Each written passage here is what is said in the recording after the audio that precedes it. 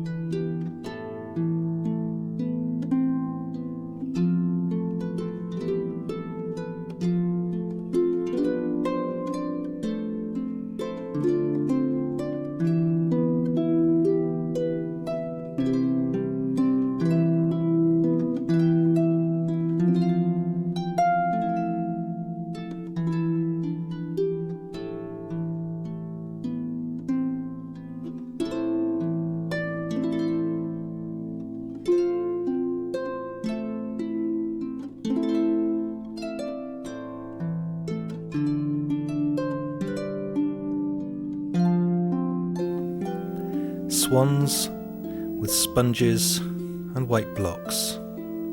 This is the sponge and the white block, and this is Elisabeth working in real time on the painting that you've just watched happen in speeded up time. You're really going to learn most by just watching Elisabeth working.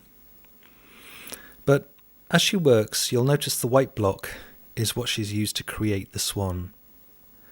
And this is a hard, sort of spongy rubber material that can be used to move the wax around, to create shapes, to push the wax into different forms, and as is being shown here, to block out the initial shape.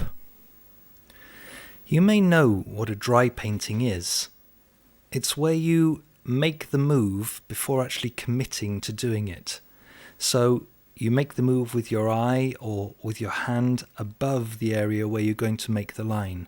Because once you put the white block down onto this piece of molten waxed card and make that shape, it's very difficult to undo it again, especially in the area where the foliage is, because you'll have to re-sponge all that area if you get it wrong.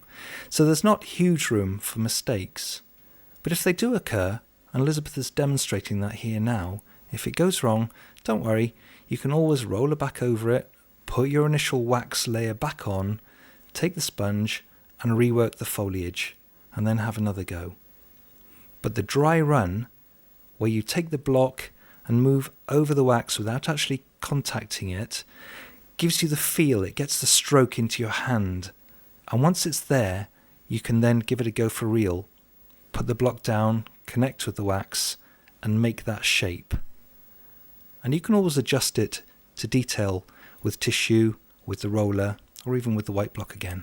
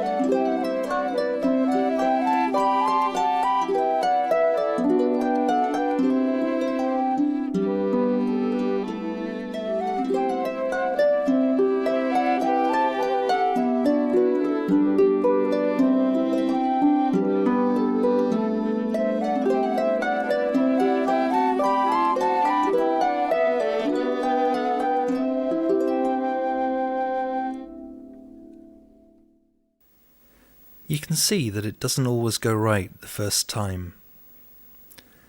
And I'm grateful for Elisabeth sharing that with us and showing that it doesn't matter. Just keep working. Just keep looking for the answer that you're seeking. And it will appear. You will find it. Stretch your skills. Stretch yourself. And remember, if the thing you're portraying doesn't look like it should, ask yourself if you really know how it should look. The whole point of drawing is not to make marks on paper. It's to pull a new awareness into yourself. The awareness of a swan has to be inside before it can be expressed and given back to the outside. So if you're not sure, look at a swan. Go and sit by the river for an hour. Take some photographs. Even look in a book or a magazine. But you can never portray anything if you don't know what it looks like. So you must become aware, fully aware, of how it really is.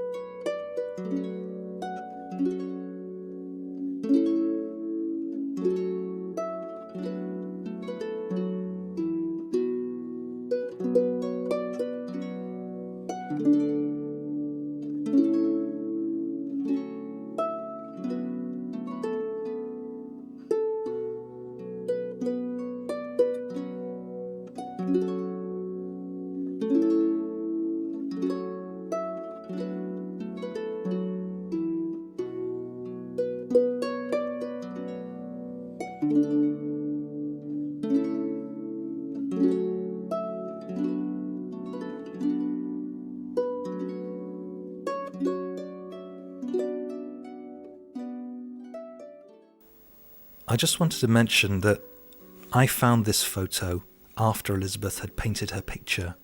She never saw it before she made the image. I happened to notice it somewhere, and I put it here just because I liked the heart shape in it, which reflected the heart shape that Elisabeth has so carefully chosen and designed into her swan image too.